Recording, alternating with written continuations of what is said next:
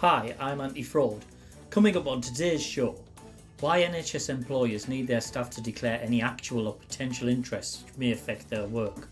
So, let's go over to our health correspondent, Declaration, live from City Green Hospital, to take a look at this in a bit more detail.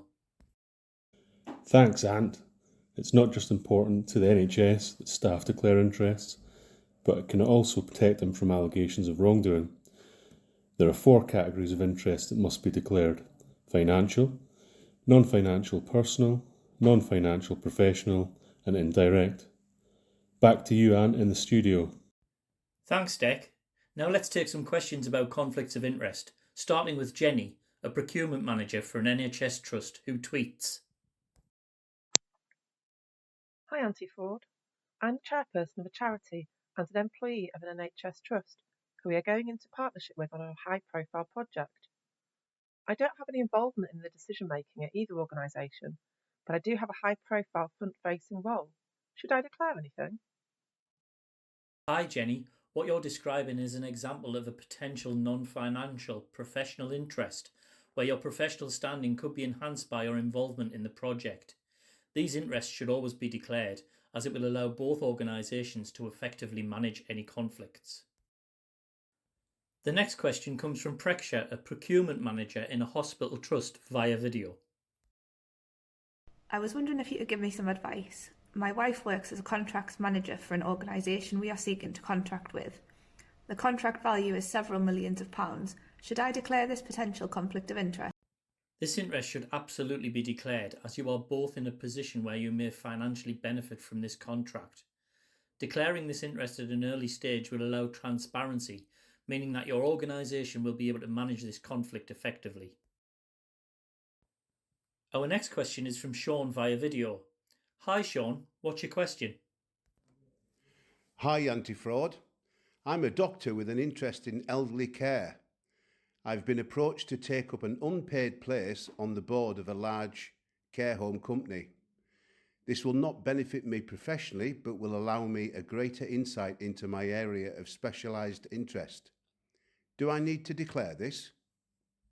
This is a good example of a potential non-financial personal interest. Whilst I do not have sufficient information to comment on your individual circumstances, I would ask you to consider and discuss with your line manager whether taking part in this would benefit you personally given your specialist interest.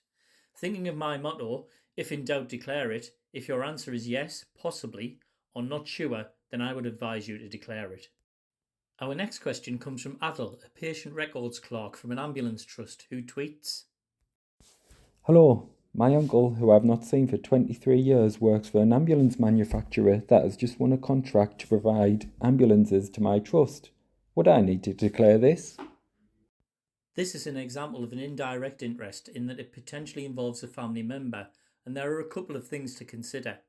I'm assuming by your job title that your role within the trust is not a one which would influence the trust's decision.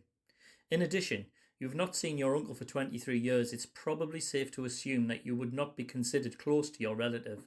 Therefore, you will need to consult your organisation's policy or discuss this with your line manager, but remember, if in doubt, declare it.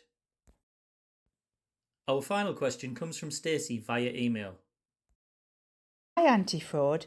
I manage a team within the NHS, and I was wondering whether having an actual or potential conflict of interest would mean that you are automatically removed from any decisions. That is a really good question, and the short answer is no. An actual or potential conflict of interest does not necessarily bar you from the process. Removal from the process is just one option, and is usually reserved for when the conflict cannot be managed in any other way. Other options include being restricted from certain elements of the process, or being allowed to take part in discussions but being removed from any decision-making process. It's okay to have conflicts of interest, but these must be declared so that your organisation can manage them effectively and transparently. It is part of the NHS contract of employment that anyone with actual or potential conflicts of interest must declare them. If people do not declare them, it could mean that they could face criminal or disciplinary action. Hopefully you are all now comfortable with identifying and declaring conflicts of interest and understand the importance of doing so. All the information you will need will be held in your organisation's policies. If in doubt, seek advice from your line manager or governance team.